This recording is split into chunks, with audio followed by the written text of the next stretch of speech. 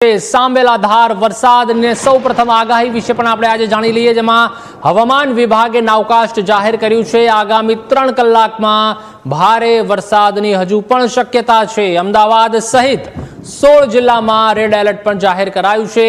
ત્યારે પાટનગર, ગાંધીનગર, આ તરફ ખેડા, આણંદ, વડોદરા, ભરૂચ સહિતના વિસ્તારોમાં તંત્ર એલર્ટ મોડ પર છે।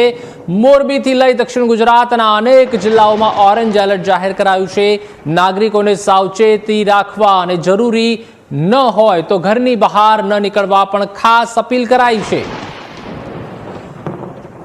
તો આગામી 3 કલાકમાં પણ ભારે વરસાદની જે આગાહી છે તે વ્યક્ત કરવામાં આવી છે હવામાન વિભાગ દ્વારા, અને 16 જિલ્લામાં પણ રેડ એલર્ટ છે તે જાહેર કરવામાં આવ્યું છે। તો નાગરિકોને પણ ખાસ સાવચેતી રાખવા માટે અને જરૂર ન હોય તો ઘરની બહાર ન નીકળવા માટે પણ અપીલ કરવામાં આવી છે।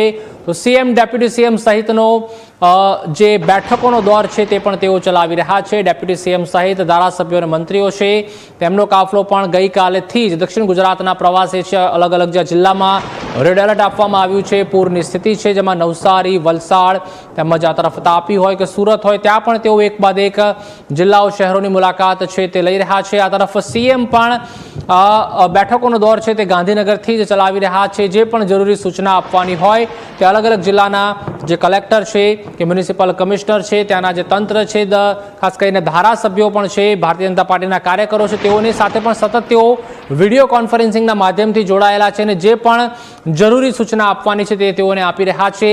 જ્યાં પણ લોકો પૂરમાં ફસાયા છે ત્યાં પણ સતત એનડીઆરએફ, એસડીઆરએફ, સ્થાનિક પોલીસની ટીમ છે, ફાયરની ટીમ છે તે પણ ખડે પગે છે।